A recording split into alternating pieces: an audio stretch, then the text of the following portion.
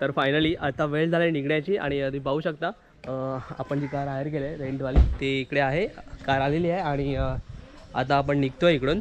So bye bye to this beautiful resort Kuhu Goa. आणि आता आपण चाललो आहे, आता आपण ओल्ड चर्चला चाललो आहे, सॉरी ओल्ड गोवाला चाललो आहे जिथे चर्च वगैरे आहेत.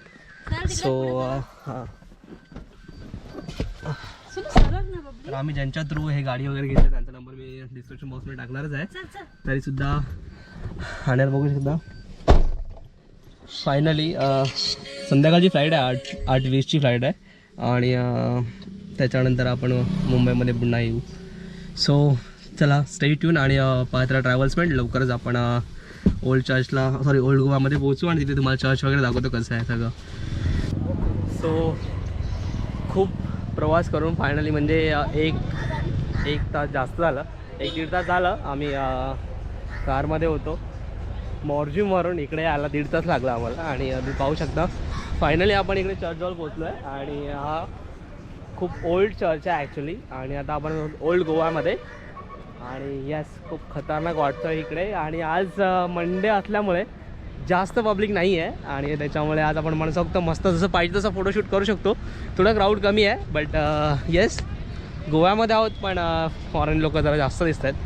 आपले इंडियन खूप कमी आहेत आणि फॉरेनच जास्त आहेत ॲक्च्युली. सो बघू शकता चर्च कसं आहे पाठीमागे. तर तुम्ही बघू शकता आता आपण चर्चमध्ये आणि इथे पूर्ण नक्षा दिला आहे कुठे काय वगैरे कसं ते तुम्ही बघू शकता पुढे. तर तुम्ही बघू शकता कसं आहे ते. आपण ओल्ड गोव्यामध्ये आहोत.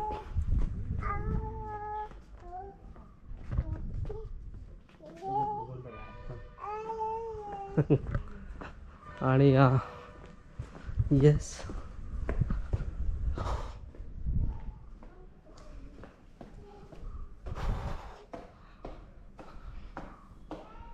ते बॅसिलिक ओ हे बंद आहे.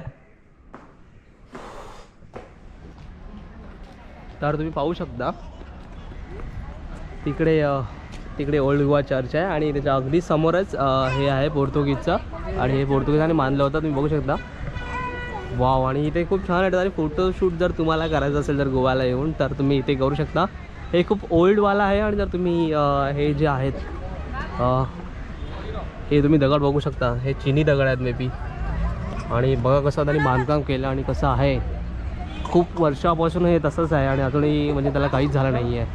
सो सिरियसली म्हणजे खरंच खूप छान आहे आणि हे बघण्यासारखं आहे ॲक्च्युली. तर गोव्यामध्ये येत आहे तर तुम्ही इकडे येऊ शकता. आणि सगळ्यात महत्त्वाचं स्वच्छता राखा जर तुम्ही इकडे येत आहे तर. गोवा ॲक्च्युली खूप क्लीन सिटी आहे आणि खरंच खूप छान आहे. तुम्ही बघू शकता किती क्लीन वाटते वगैरे. आणि आज इव्हन मंडे असूनसुद्धा इथे खूप जास्त रश आहे. तर ते खरंच म्हणजे गोवा म्हणजे नक्की काय ते इकडे आल्यावरती कळतं.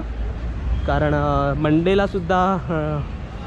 मंडेलासुद्धा एवढे टुरिस्ट लोक कुठे असू शकतात तर ते फक्त गोव्यामध्ये असू शकतात मित्रांनो.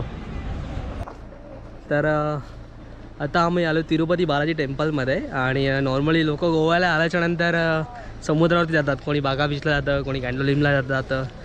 तर आम्हीसुद्धा गेलो होतो पण आमचा एक मेन मोटिव्ह हेच होता की गोव्यामध्ये जेवढे पण टेम्पल आहेत ते आम्ही कवर करवायचं होतं वगैरे आम्हाला. आणि फायनली आता आम्ही आलो तिरुपती बालाजी मंदिरामध्ये.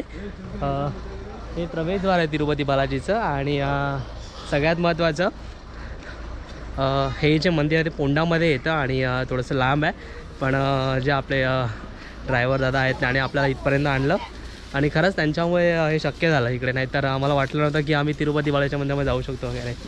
सो खरंच खूप छान आहे आणि हे इकडे प्रवेशद्वार आहे मंदिराचं. सो आता आम्ही चाललो आहे आणि एवढं छान आहे टेम्पल आणि आजूबाजूचं वातावरण खरंच खूप मस्त वाटतं. तुम्ही बघू शकता कसं करून ठेवलं झालं. आणि मला वाटतं इथं खूप सारे टेम्पल आहेत. आणि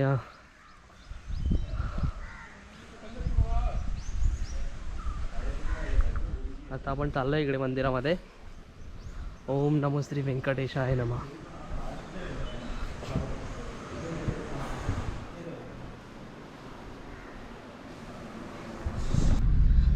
तर तुम्ही बघितलं आता आपण तिरुपती बालाजीच्या मंदिरामध्ये गेलो होतो ॲक्च्युली हे येतं पोंडामध्ये आणि खरंच मला वाटतं खूप जुनं आणि खूप पहिल्यापासून हे टेम्पल इकडे आहे. कारण आम्ही जेवढं बघितलं इकडे खूप टुरिस्ट लोक इकडे आले होते आणि खरंच गोव्यामध्ये येऊन सुद्धा तिरुपती बालाजीचं दर्शन मिळणं म्हणजे खरंच हे भाग्यच म्हणावं लागतं. आणि थँक्स टू उमेश दादा, त्यांच्यामुळे शक्य झालं, कारण आम्हाला तर माहीत नव्हतं इकडे ते सगळं इकडे टेम्पल तिरुपती बालाजी टेम्पलसुद्धा असेल गोव्यामध्ये, खरंच वाटलं नव्हतं. सो तिकडे गेलो होतो, तुम्हाला नाही दाखवू शकलो आतमध्ये मूर्ती वगैरे देवाची. आणि तिकडे ॲक्च्युली अलाउड नाही आहे कॅमेरा आतमध्ये आणि त्या लोकांनी मला बाहेरच बंद करायला सांगितलं. सो नाही झालं ते. आणि पण तुम्हाला मी नक्की सांगेन, तुम्ही जर गोव्याला येत आहे तर इकडे पोंडाला या. आणि पोंडाला तिरुपती बालाजी मंदिर आहे आणि तिथे ॲक्च्युली तिरुपती बालाजीची मूर्ती आहे. त्यानंतर गणपतीसुद्धा एक मूर्ती आहे. टोटल 3 टेम्पल आहेत आणि तिसरं जे आहे ते पद्मावतीचं आहे. सो आता आपण ते दर्शन घेतलं आहे आणि आता आम्ही चाललो आहे माळसा टेम्पलमध्ये. मंगेशी टेम्पलला चाललो आहे. तर आपण लवकरच मंगेश टेम्पलमध्ये भेटूया. तुम्ही पुढे पाहू शकता, हा मंगेशी मंदिराकडे जातो रस्ता. आणि गाडी तुम्ही पाठीमागे पार्क करू शकता. इथून 500 मीटर आहे, जे आपल्याला बाय वॉक जावं लागेल. आणि तुम्ही गोव्याला येतं तर हे तर नॉर्मल आहे, कॅप वगैरे, शर्ट्स. गोव्याचं जे स्टाईल आहे, शॉर्ट पॅन्ट आणि शर्ट्स, ते तुम्हाला इकडे मिळतील. तर आपण आता हे घेतलं आहे देवासाठी आणि तुम्ही पुढे पाहू शकता हे मंदिर आहे. इथं लिहिलं आहे श्री मंगेश प्रसन्न ओम नमो शिवाय. आणि आता आपण मंदिरात प्रवेश करतो आहे. तर खरंच तुम्ही गोव्याला येता तर इकडे या. आणि हे खूप मोठं टेम्पल आहे ॲक्च्युली. माहीत नाही आतमध्ये कॅमेरा अलाउड आहे की नाही आहे, पण जोपर्यंत आहे तोपर्यंत मी तुम्हाला नक्कीच दाखवेन. तर आताच जस्ट आम्ही मंगेशी आपला देवाच जे आहेत श्री शंकराची मूर्ती आहे आतमध्ये. तर शंकराची पिंड आहे ॲक्च्युली. तर तिथे आम्ही दर्शन घेतलं आणि तिथे जर तुम्ही शॉर्ट वगैरे घालून येतात तर शॉर्ट अलाउड नाही आहे. ते आपल्याला असं जसं तुम्ही बघू शकता लुंगी घालायला येतात ते लोक. आणि मग हे फ्रीमध्ये आहे ॲक्च्युली आणि आपल्याला कोणतेही पैसे द्यायचे नाही आहेत, फक्त जाताना ते रिटर्न त्यांना करायचं आहे. सो येस, हे खरंच खूप छान आहे. आणि तुम्ही पाठीमागे बघू शकता मंदिर कसं आहे. सो आपण पहिले बालाजी टेम्पल बघितलं, त्याच्यानंतर आपण मंगेशी टेम्पलमध्ये गेलो आणि आता आपण बघू शकता पाठी आपण माळसा टेम्पलमध्ये आलो इकडे. आणि माळसा संस्थान मार्दोळ गोवा तुम्ही पुढे पाहू शकता, हे टेम्पल आहे. तर आता आपण मंदिरामध्ये चाललो आहे. वाव, तुम्ही पुढे बघू शकता मोठाच्या मोठा स्तंभ. पाय बसतील सोन्या. आणि वाव, हे टेम्पल आहे.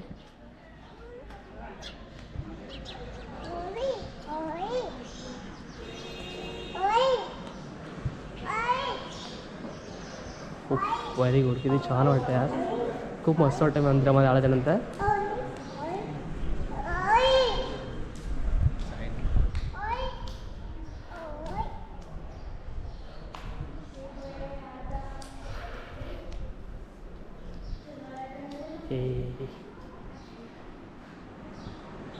येस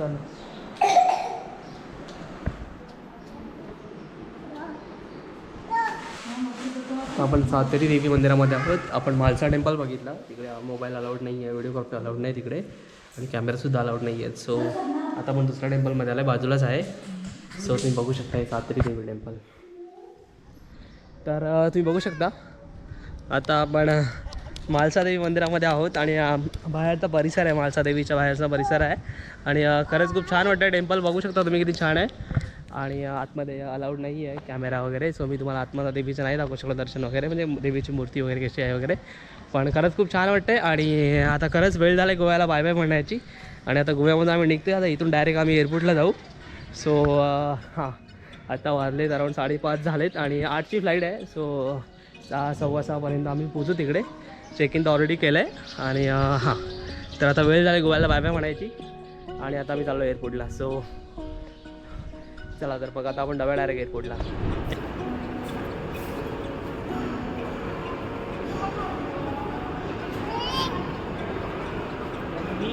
काय करते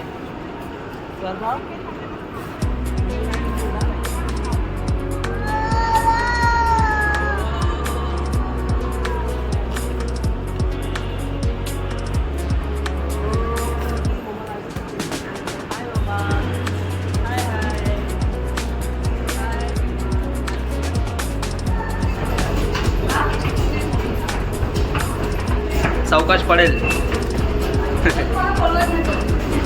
स्वर्णू बेटा पळायचं नाही. ए स्वर्णू इकडे बघ पाठीमागे बेटा. हाय. हा बस बस बस बस झाला आता.